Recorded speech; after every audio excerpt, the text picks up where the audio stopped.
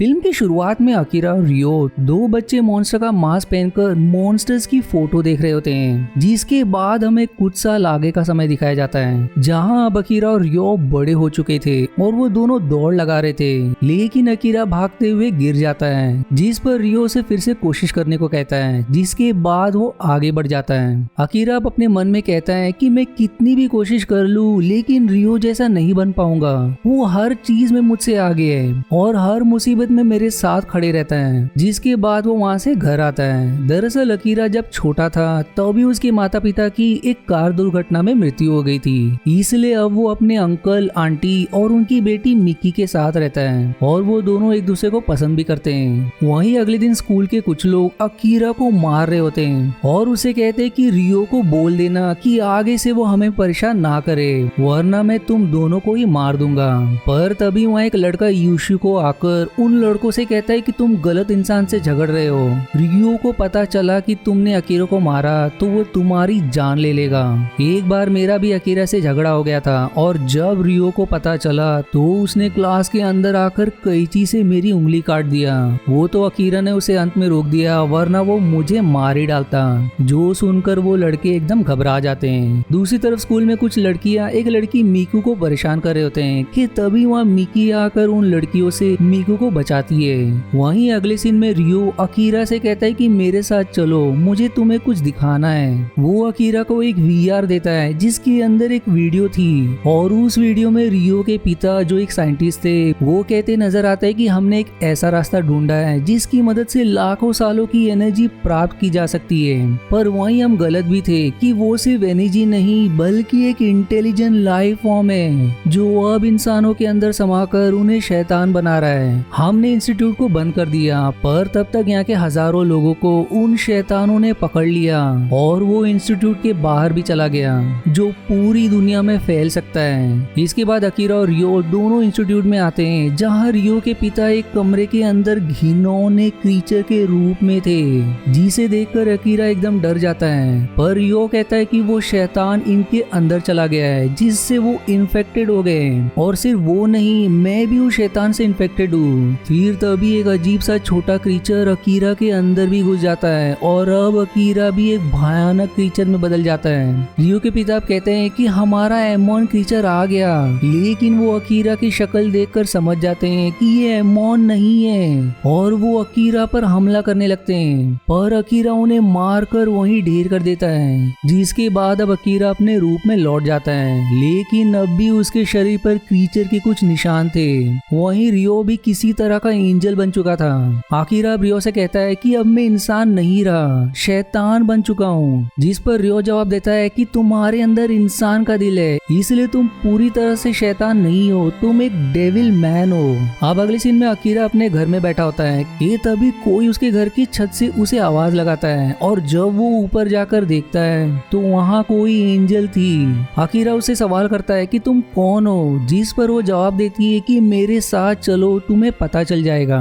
और वो उसे इंस्टीट्यूट में आकर कहती है कि तुम भी इन्फेक्टेड होकर अब शैतान बन गए हो। जिस पर अकीरा जवाब देता है कि मैं पूरा शैतान नहीं हूँ। तो अब एंजल कहती है तो तुम अब मारे जाओगे और अब वो अकीरा से लड़ने लगती है, जिसके बाद दोनों एकदम खतरनाक रूप में आ जाते हैं और उनके बीच एक घमासान लड़ाई शुरू हो जाती है। पर अकीरा उसके सामने कमजोर पड़ जाता है और वो अकीरा के सीने पर वार करके उसे घायल कर देती है और अब उससे कहती है कि तुम उतने शक्तिशाली नहीं हो जितना एमोन है। फिर तभी वहाँ रियो आता है और अकीरा को इंस्टीट्यूट के बाहर लाकर उसे बताता है कि उस एंजल का नाम सिलेन है जो एमोन को पसंद करती है और वो उसे ही ढूंढ रही है। लेकिन तुम एमोन जैसे शक्तिशाली नहीं बने हो, इसलिए वो चली गई। तुम्हें एमोन की शक्तियों को समझना होगा क्योंकि तुम ही एमोन हो। अब अगले दिन न्यूज चल रही होती है कि टोक्यो शहर में कई सारे भयानक जीवों को देखा गया है जो अब दुनिया के अलग अलग हिस्सों में भी दिखाई देने लगे हैं। इसके बाद शहर के बीच एक आदमी किसी तरह के क्रीचर में बदल जाता है जिसे उशी को भी देख लेता है और वो एकदम घबराकर वहाँ से भाग जाता है। अब रात को जब अकीरा घर आ रहा होता है कि तभी उसे ईशोको की आवाज आती है जो उससे मदद मांग रहा था, जिसे ढूंढते हुए अकीरा एमोन बनकर जंगल में पहुंच जाता है जहां उसे कई सारे लोगों के सिर दिखाई देते हैं जिनके शरीर को किसी क्रीचर ने खा लिया था। और अब उनका सिर ही बचा था जिसे वो धीरे धीरे खा रहा था। अकीरा उन क्रीचर्स को धमकी देता है कि तुमने कई लोगों को खा लिया, इसलिए मैं तुम्हें नहीं छोड़ूंगा, और फिर वो उसे घूसा मारकर गिरा देता है। पर वो क्रीचर अपने आखिरी समय में कहता है कि तुम शैतान होकर मुझे क्यों मार रहे हो? मैंने इन्हें इसलिए मारा क्योंकि मुझे भूख लगी थी। मैं सेटन की तरह नहीं हूँ जो इंसानों को खत्म करना चाहता है। और ये कहते ही वो क्रीचर अपना दम तोड़ देता है। अब अगले दिन स्कूल की लड़कियां फिर से मीकू को परेशान करने लगती है, लेकिन अब मीकू भी उस शैतान से इन्फेक्टेड हो चुकी थी, इसलिए अब वो सभी उससे डर जाते हैं। और अब ये खबर पूरे स्कूल में फैल जाती है, जिससे स्कूल के सारे बच्चे स्कूल से बाहर भागने लगते हैं। फिर तब तक पुलिस भी आ जाती है और ये खबर मिलते ही आखिर भी स्कूल जाता है, जहाँ मिक्की उसे कहती है कि मीकू शैतान नहीं है, वो इंसान की तरह है, और वो रो रही थी। अब अगले सीन में मीकू एक बिल्डिंग के नीचे लगे झूले के पास आकर झूलने लगती है। वहीं उसके बाजू में एक छोटा लड़का सुसुमो भी झूल रहा था। मीकू अब उससे सवाल करती है कि तुम घर के बाहर क्यों हो, जिस पर वो जवाब देता है कि मेरे माता पिता किसी क्रीचर में बदलकर मुझे मारने की कोशिश कर रहे थे। फिर तभी वहाँ सुसुमो की माँ आकर उसे अपने साथ ले जाती है। इसके बाद हमें न्यूज से पता चलता है कि टोक्यो की सरकार ने स्पेशल यूनिट बनाया है जो शैतानों से लड़ेंगे, और जिन पर भी शक होगा कि उनके अंदर शैतान है वो उसे वहीं मार देंगे। अब रात को रियो अकीरा के घर आकर उससे कहता है कि मेरे साथ चलो, मुझे तुमसे कुछ काम है। वो अकीरा को इंस्टीट्यूट के पास लाता है जहाँ स्पेशल यूनिट के लोग इंस्टीट्यूट के साइंटिस्ट को मार रहे थे। रियो अब अकीरा को गन देकर कहता है कि चलो हम जाकर वहाँ साइंटिस्ट और यूनिट दोनों को मार देंगे, लेकिन अकीरा मना कर देता है, जिस पर रियो अकेले गन लेकर सभी को मारने निकल पड़ता है। पर तभी एक क्रीचर रियो से कहता है कि सेटन मुझे बचाओ, और ये बात अकीरा भी सुन लेता है, जिससे वो समझ जाता है कि सेटन कोई और नहीं बल्कि रियो ही है। अब रियो यूनिट वालों को मारकर इंस्टीट्यूट के अंदर चले जाता है। वहीं अगले सीन में अकीरा अपने घर बैठा होता है और मन ही मन कहता है कि दुनिया का माहौल खराब हो गया है, लोग एक दूसरे को शैतान समझकर मारने लगे हैं। इसके बाद हमें फिर से न्यूज से पता चलता है कि टोक्यो में हवाई फायर करके पूरे शहर को बर्बाद कर दिया जाएगा, क्योंकि यहाँ बहुत सारे लोग इन्फेक्टेड हो गए हैं। वहीं अगले दिन सुसुमो यूनिट वालों से बचकर भाग रहा होता है, लेकिन सही समय पर मीकू आकर उसे बचा लेती है और वो दोनों एक टनल के रास्ते एस्केप कर जाते हैं। मीकू अब सुसुमो को लेकर मिकी के घर के सामने से गुजरती है कि तभी मिकी उसे देख लेती है और उन दोनों को अपने घर लाती है। पर ये सारी चीजें एक आदमी कैमरा से देख रहा होता है। घर के अंदर सभी मीकू और सुसुमो को खाने और रहने की जगह देते हैं। इसके बाद अगले दिन वही आदमी जिसने कैमरा से उन्हें देखा था, वो एक और आदमी के साथ अकीरा के घर आकर उसके अंकल से कहते हैं कि तुमने बहुत बड़ा जुर्म किया है, इन्फेक्टेड को अपने घर में रखकर। हम अभी यूनिट वालों को यहाँ बुलाकर तुम सभी को पकड़वा देंगे। जो धमकी देने के बाद वो वहाँ से चले जाते हैं। अब घर के अंदर आकर अकीरा के अंकल मीकू को चाबी देकर कहते हैं कि जहाँ मैं काम करता हूँ तुम दोनों वहाँ छिप सकते हो और हम तुम्हें बाद में लेने आएंगे, क्योंकि किसी भी समय यहाँ यूनिट वाले आ सकते हैं। जिसके बाद मीकू और सुसुमो दोनों वहाँ से निकल जाते हैं। अब यूनिट वाले उनके घर में धावा बोल देते हैं और सभी को पकड़कर घर की तलाशी शुरू कर देते हैं, लेकिन उन्हें वहाँ कोई नहीं मिलता। यूनिट वाले अब उनसे कहते हैं कि अगर यहाँ शैतान नहीं है तो तुम लोग ही शैतान होंगे, इसलिए तुम सभी को मारना होगा। और जब वो उन्हें मारने ही बढ़ता है कि तभी अकीरा अपने असली रूप में आ जाता है, जिसे देखकर सारे यूनिट वाले एकदम से डर जाते हैं। मिक्की अब उनसे कहती है कि अकीरा शैतान नहीं है, पर यूनिट वाले अकीरा से कहते हैं कि तुम्हें हमारे साथ चलना होगा, वरना तुम्हारे परिवार वालों को मार दिया जाएगा। जिसके कारण अकीरा को उनके साथ जाना पड़ता है। इसलिए अब वो सभी अकीरा को एक ट्रक से बांधकर ले जाते हैं और कहीं दूर ले जाकर उसे शूट कर देते हैं, जिससे उन्हें लगता है कि अकीरा मर गया। जिसके बाद वो उसे लाशों के ढेर में फेंक कर चले जाते हैं। पर तब तक पूरे एरिया वालों को पता चल जाता है कि अकीरा इन्फेक्टेड था। इसलिए अब वो सभी अकीरा के घर की तरफ ये कहते हुए बढ़ रहे थे कि अकीरा का घर शैतानों का घोंसला है और हम उसके घर के बाकी लोगों को भी नहीं छोड़ेंगे। वहीं अकीरा के अंकल को पता चल जाता है कि एरिया के लोग उन्हें मारने आ रहे हैं, जिसके कारण अब वो मिकी को एक चाकू देकर कहते हैं कि तुम अपने आप को ऊपर के कमरे में अलमारी के अंदर बंद कर लो और चाहे कुछ भी हो जाए तुम नीचे मत आना।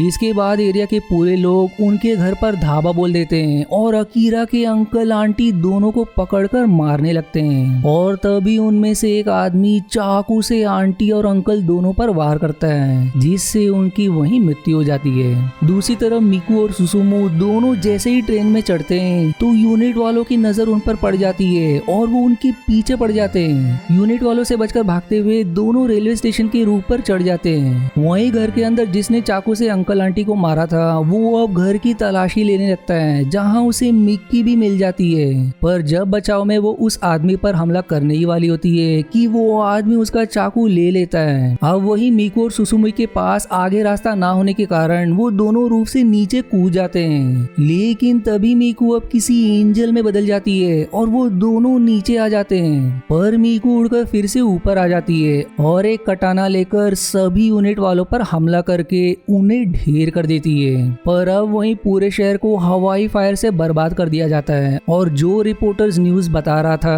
अब वो खुद भी इन्फेक्टेड होकर शैतान बन जाता है। दूसरी तरफ अकीरा अब होश में आता है और वहां से अपने घर के लिए निकलता है, पर घर पहुंचकर उसे अपने अंकल आंटी की लाश मिलती है और वहां उसे मिकी का मोबाइल भी मिलता है, जिसमें उसने अपना आखिरी वीडियो बनाया था। वीडियो से अकीरा को पता चलता है कि जिस आदमी ने उसके अंकल आंटी को मारा उसने मिकी को भी मार दिया और वहीं अकीरा को मिक्की का कटा हुआ सिर मिलता है, जिससे वो एकदम टूट जाता है और अब मिकी के सर को लेकर चर्च आता है। पर तभी वहाँ रियो आता है और अब अकीरा उसे कहता है कि तुम ही शैतान हो और तुमने मुझे धोखा दिया है, जिस पर वो जवाब देता है कि मैं पहले से ही सेटन था, मुझे हर एक इंसान से नफरत है लेकिन तुमसे नहीं। मैं अपनी नई दुनिया बनाना चाहता हूँ जहाँ तुम, मैं और बाकी शैतान रहेंगे। लेकिन इतने सारे इंसानों को मारना आसान नहीं था, पर वो शैतान जो एनर्जी से बना उसने लोगों को इन्फेक्ट करना शुरू कर दिया, जिसके बाद तो लोग खुद ही एक दूसरे को मारने लगे और मुझे कुछ करने की जरूरत ही नहीं पड़ी। जिस पर अकीरा कहता है कि तुमने मेरे परिवार और हजारों निर्दोष इंसानों को मार दिया, इसलिए मैं तुम्हें नहीं छोड़ूंगा।